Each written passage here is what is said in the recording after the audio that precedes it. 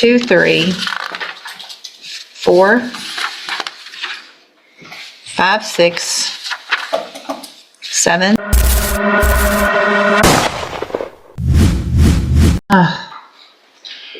That's what I spent my afternoon doing yesterday, was reading jail reports.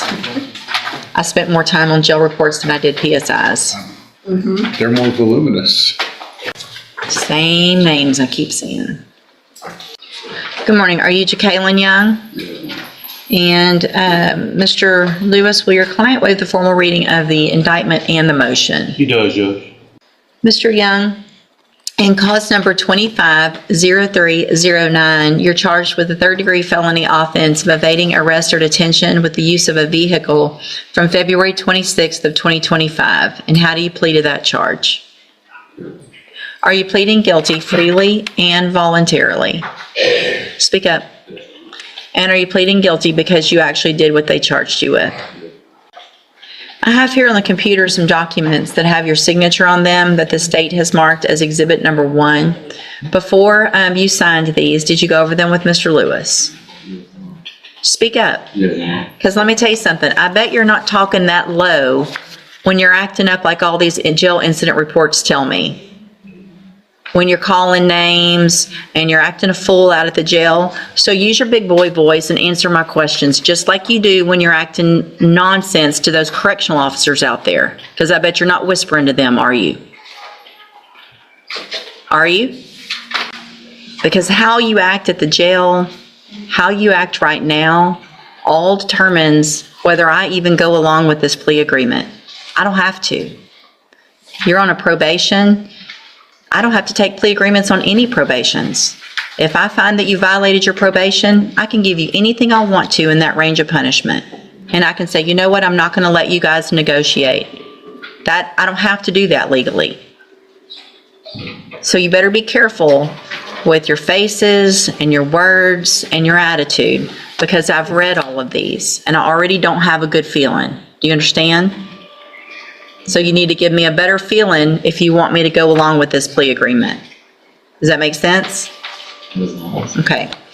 So, again, before you signed these, did you go over them with Mr. Lewis? Do you fully understand them? And do you understand, if I follow the agreement that you made with the district attorney, that you will be waiving or giving up any right to appeal? Do you also understand, if you're not a U.S. citizen, that a plea of guilty or no contest may result in your deportation, exclusion from admission to the country, or denial of naturalization under federal law?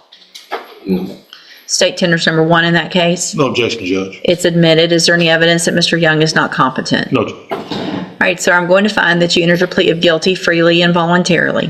Find that you're mentally competent and you understand the nature and the consequences of that plea. Find sufficient evidence to find you guilty, and at this time find you guilty of evading arrest or detention with the use of a vehicle. Sentence you in accordance with your agreement to a term of 5 years in the institutional division of the Texas Department of Corrections. You will receive credit on that sentence for any time that you've been in custody that the law gives you the right to receive. Now, in cause number 2137857, Your Honor, it's a second amended. Just in the interest of economy, I would suggest we go forward on counts 1, 2, and 13. 13 being the offense he's already pled to. so you're on probation. We've got a probation for an evading arrest or detention with the use of a vehicle.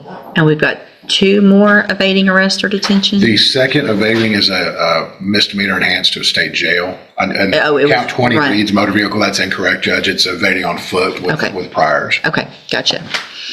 So this shows that you were placed on probation August 29th of 2022 for evading with a vehicle, and that was a 10-year sentence in prison that was probated for 5 years. Is that correct? And the state's elected to proceed on counts 1, 2, and 13. Count 1 alleges that you failed to report as directed to the probation department on October 2nd of 2024. And is that true or not true? True. Count 2 alleges that you failed to work faithfully at suitable employment and provide verification of that. And is that true or not true? True. And then count 13 alleges that you were arrested for the offense of evading arrest or detention with the use of a vehicle February 26th of 2025.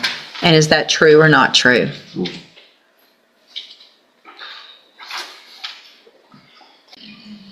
What's the status of the possession and the failure to ID from that date? I believe the failure is, I think, still pending. The The misdemeanor. failure ID is still pending next door.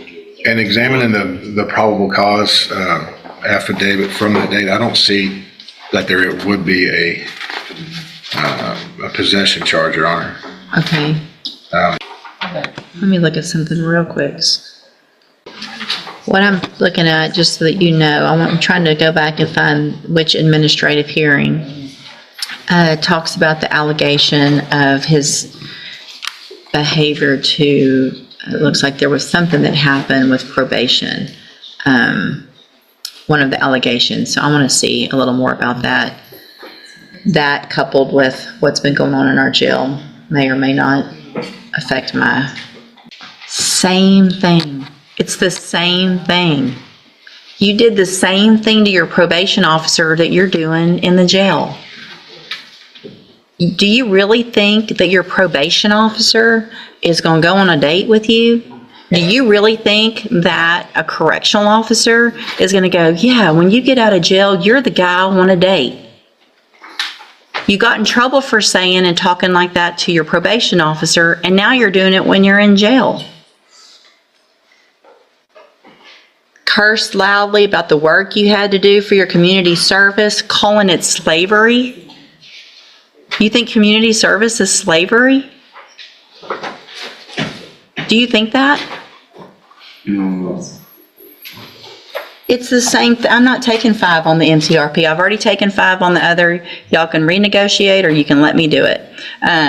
So I'll hold everything right now. Y'all go visit some more, but that's the same behavior. We're not gonna reward that. All right, y'all go visit. I'll hold it instead of resetting it. I'll keep this paperwork, but I can make a modification if you come up with something different, but I'm not gonna do that. All right, so we are back on the record in cause number 21-37857. And again, you're Jacqueline Young, right? Sure. And in that case, which is the motion to revoke probation, Mr. Young had entered pleas of true to counts 1, 2, and 13. There was an agreement for 5 years in the institutional division, which I said I would not accept. Have you guys had an opportunity to visit? We have, Judge. And what is the... The new agreement is 8 years TDC. All right, I'll take that. And Mr. Nichols, that's your agreement as well? Yes, Your Honor. All right, Mr. Young, again, I have some documents here, like the other case, that have your signature on them, that the state's marked as exhibit number 1. And before you signed these, did you go over them with Mr. Lewis? Speak up. And do you fully understand them also? And I have made the notation with everyone's agreement on the agreed punishment recommendation page that that's changed from 5 to the 8. Yes, ma'am. Yes, Your Honor. Thank All you. right. State tenders number 1 in that case? No objection. It's admitted. And so, Mr. Young, I'm going to find that you entered your pleas of true to counts 1, 2, and 13 freely and voluntarily. Find those counts true. Find sufficient evidence to revoke your probation, and at this time, revoke your probation. Reassess your punishment in accordance with this agreement to a term of 8 years in the institutional division of the Texas Department of Corrections. You will receive credit on that sentence for any time that you've been in custody that the law gives you the right to receive. These 2 cases will run concurrently, which means together at the same time. As a part of this plea agreement, I'm going to sign a dismissal in cause number 25 DCCR 0385. I'm handing you in each of those cases the trial court certifications that shows that these were agreements that I followed, and so you've waived your right to appeal. I have also handed you a written admonishment regarding your ineligibility to possess a firearm or ammunition. When you were here back in 2022, we went over the fact that you're not supposed to possess a firearm in Texas, correct? Yes. Okay. It can still go worse. I mean, I got 2 more years. It's not funny. It's not funny to you, but I know you're upset about all this, but the only person you should be upset with is yourself. You know? So anyway, because of the judgment entered against you, you're not allowed to possess a firearm in Texas. I've handed you that admonishment. Be sure and read it again. We already went over it before. All right, good luck to you. You can go back with the bailiff. I did it again. Y'all have got to make me stop. I just did my mouth thing again. My frustrated thing that they keep catching me off. I can't help it. That's what I do when I'm frustrated. You know what? Look, my face is turning red right now. All right, you're Christopher Bushnell? And so Mr. Bushnell has two cases, an evading arrest or detention with a motor vehicle and engaging in organized criminal activity, and cause numbers 25-0112 and 0113. There was previously an agreement motion, and a plea agreement for 10-year deferred probation. We were here because of the issues in the jail. I rejected that because if I were going to go along with that, I was going to order the ISF. And so we're back here. And then, so let me ask you, I should tell you what's bad is when I remember stuff, Mr. Bushnell. Your birthday's in October, right? No, December. So we're getting close. But here's the problem, Mr. Bushnell. So you were here May 6th, right? And I didn't accept these plea agreements, and I got pretty upset with you because of what had been going on in jail, right? Yeah. And what did I tell you? Back with no write-ups. You know how many write-ups you've gotten since May 6th? No. You want to take a guess? No. Too many to count. Too many to count. May 6th, you got, since then, 1, 2, 3, 4, 5, 6, 7, 8, 9, 10, 11. 11 more. Fighting, same things. Fighting, not following the rules, calling names. I mean, same thing.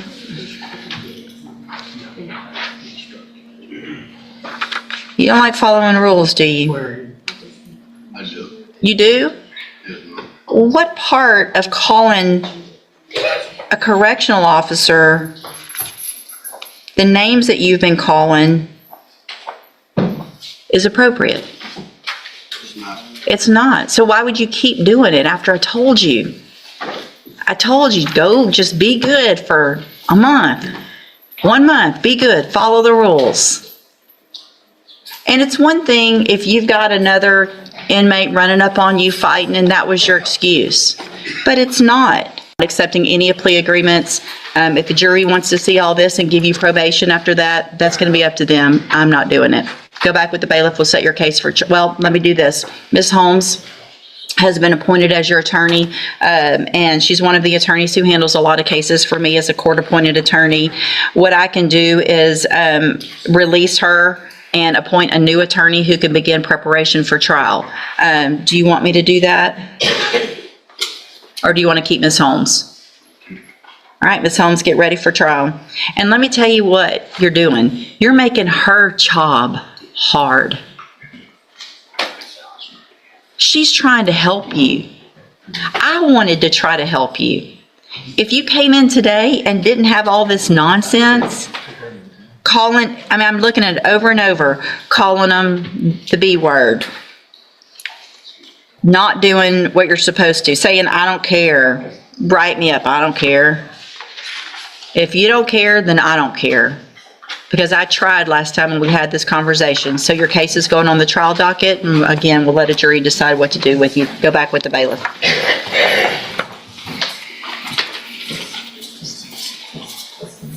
Good luck, Ms. Holmes.